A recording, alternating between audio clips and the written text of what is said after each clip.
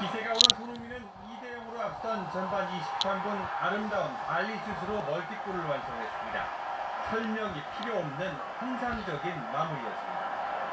손흥민이 리그에서 멀티골을 기록한 건 지난해 12월 본머스전 이후 처음입니다. 유럽 통산 득점을 118골로 늘린 손흥민은 차범근의 한국인 최다골에 3골 차로 다가갔습니다. 손흥민의 질주는 후반에도 멈추지 않았습니다. 폭발적인 스피드로 프리미어리그 첫 해트트릭까지 노렸지만 아쉽게 역군을 때렸습니다. 손흥민의 멀티골을 포함해 전반에만 4골을 몰아친 토트넘은 4대0 패승을 거뒀습니다. 날카로운 패스로 나머지 2골에도 관여한 손흥민은 명실상부한 4대0 패승의 주역이었습니다. It's lucky. The cross was really good from Serge. I'm really happy for Serge as well. So he came back, he performed really well, and yeah, I think it doesn't matter who scored the goals. 풀타임 출전에 시즌 1, 2호골 최고의 활약으로 때리겠다. 더 욕했다. 골을 편 손흥민은 오늘 19일 챔피언스 리그 원정에 나섭니다. YTN 김재영입니다. 프랑스 프로축구 리그 앙에서 뛰는 보르도의 황의조가 시즌 첫 도움을 기록하며 팀 승리를 이끌었습니다. 황의조는 FC 매치와의 홈경기에서 1대0으로 앞선 전반 9분 그림 같은 패스로 크레드의 추가골을 도왔습니다. 황의조는 프랑스에 진출한 이후 첫 도움을 기록했고 보르도는 2대0으로 승리하며 최근 4경기 2승 2무의 상승세를 이어갔습니다. 스페인 프로축구 발렌시아의 이강인은 바르셀로나와의 원정 경기에서 후반 22분 교체 출전해 25분 동안 활약했습니다. 내년부터 초등학교 신입생 예비 소집이 오후 늦게 시작돼 저녁까지 이어지고 주말에도 가능하게 됩니다. 맞벌이 부부들을 위한 조치라고 하는데요. 황선욱 기자가 보도합니다. 초등학교 신입생까지로 변경하고 토요일에도 소집하는 방안을 마련해 의견을 수렴하고 있습니다. 경기도교육청 등도 비슷한 방안을 검토하고 있고 경북, 울산교육청 등은 이미 소집 시간을 변경했습니다. 이런 조치는 국민권익위원회 권고에 따른 것으로 권익위원회는 지난 5월 각 시도교육청에 예비 소집 시간을 저녁까지 연장하거나 주말에도 실시하라고 권고했습니다.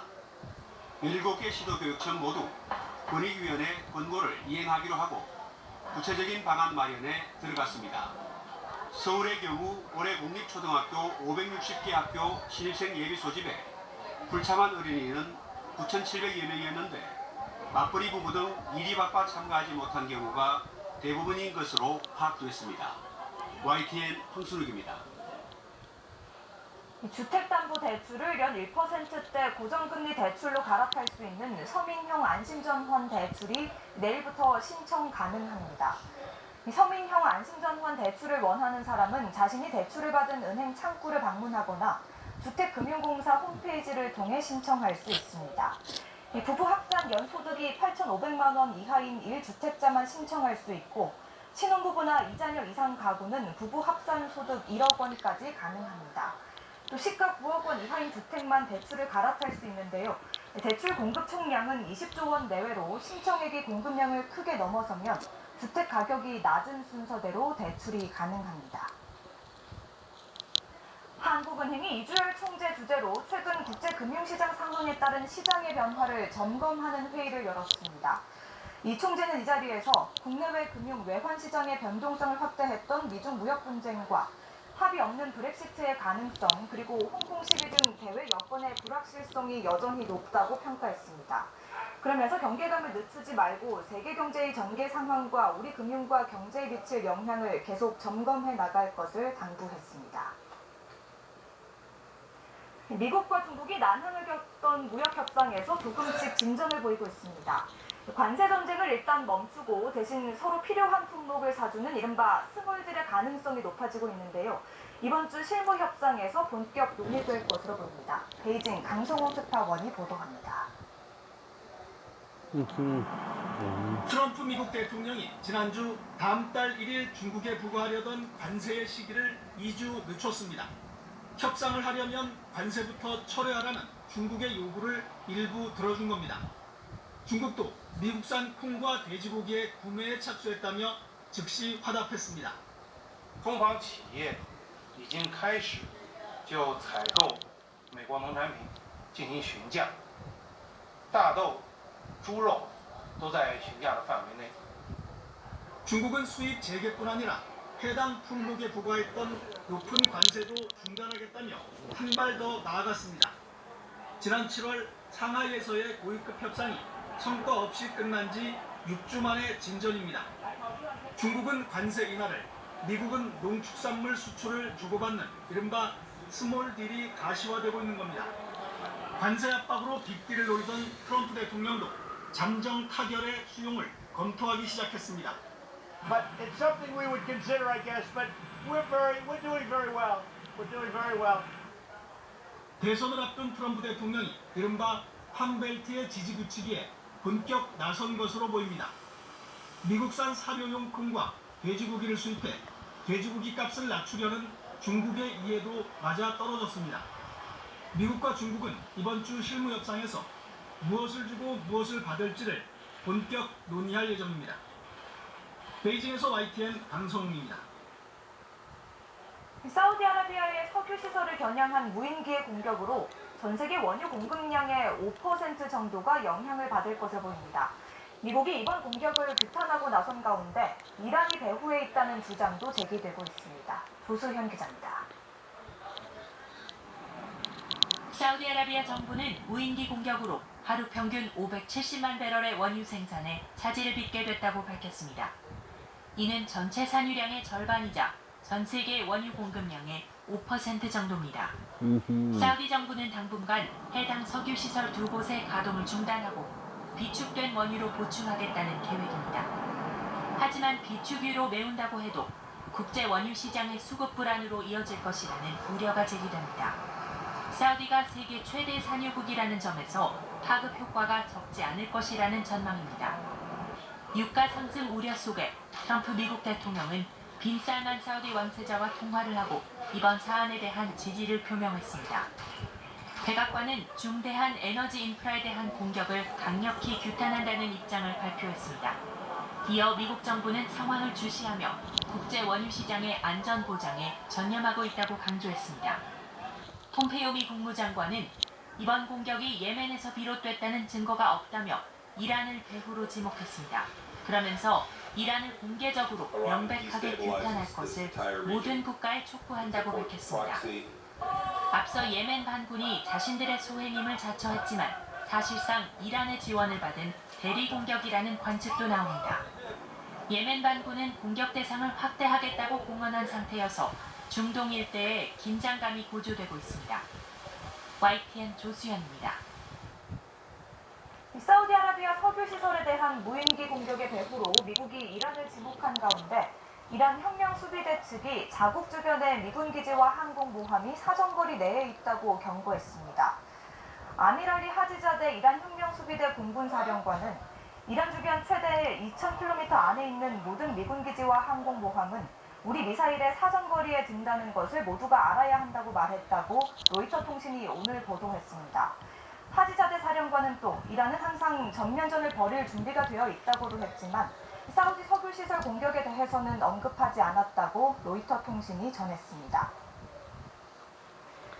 어제 홍콩 시내의 한 쇼핑시설에서 친중, 반중 시위대가 물리적인 충돌을 빚은 가운데 경찰이 반중 시위대만 체포해 무리를 빚고 있다고 홍콩 언론들이 보도했습니다.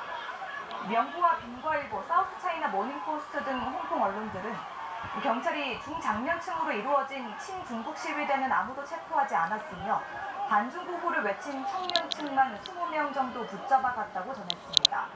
홍콩 언론들은 또 한 친중 시위 참가자가 검은 옷을 입은 반중 시위 참가자를 가리키자 경찰이 즉시 체포하기도 했다고 덧붙였습니다. 영화 나쁜 녀석들 더 무비가 연후에 200만 명을 돌파하며 흥행 1위를 차지했습니다. 영화진흥위원회 영화관 입장권 통합 전산망에 따르면 나쁜 녀석들 더 무비는 어제 75만 6천 명을 더해 총 관객 210만 8천 명을 기록했습니다. 나쁜 녀석들은 기술은 개봉 첫날 타짜 원 아이드잭에 밀려 2위로 출발했지만 다음날 정상을 탈환한 이후 4일째 1위를 지켰습니다. 타짜는 전날 36만 8천 명을 동원하며 1위를 기록했으며 누적 관객 수는 143만 7천 명으로 늘었습니다. 프로야구 선두 SK가 KT에 지고도 한국 시리즈 직행 매직 넘버를 7로 줄였습니다. SK는 인천 문학구장에서 열린 KT와의 홈경기에서 9회 김광현이 황재균에게 쐐기 홈런을 얻어맞고 6대8로 졌습니다. 하지만 이날 두산이 LG에 4대10으로 패하며 SK의 정규 시즌 우승 매직 넘버는 8에서 7로 줄었습니다.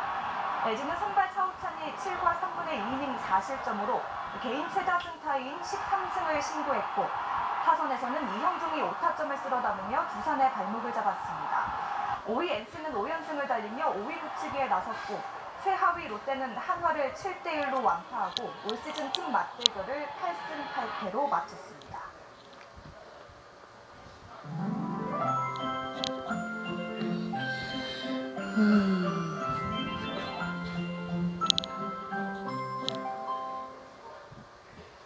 연휴 마지막 날인 오늘 여름 못지않게 더웠습니다. 오늘 서울 기온이 30도까지 올랐는데요. 내일도 서울 낮 기온이 29도까지 치솟으며 막바지 늦더위가 기승을 부리겠고요. 주 중반부터 아침과 낮 기온이 모두 내려가며 가을색이 한층 더 짙어질 전망입니다. 내일은 전국에 구름만 다소 지나겠고요. 아침까지 남부지방 곳곳에는 산발적인 빗방울이 떨어지는 곳이 있겠습니다. 밤사이 기온은 크게 떨어지며 선선하겠습니다. 내일 서울의 아침 기온 20도, 부산은 21도로 전국이 20도 안팎의 기온을 보이겠습니다. 매출이 곤두박질 치고 있습니다. 반을 뒤지는 방어를 안 물래? 반총물?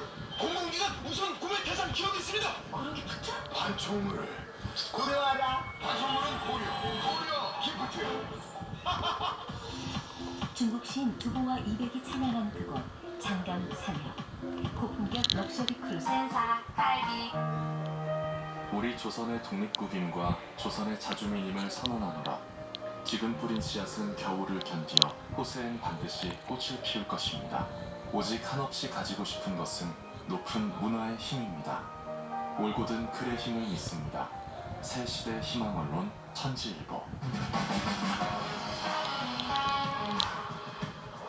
팩트체크 한일 경제 전쟁이 방송됩니다.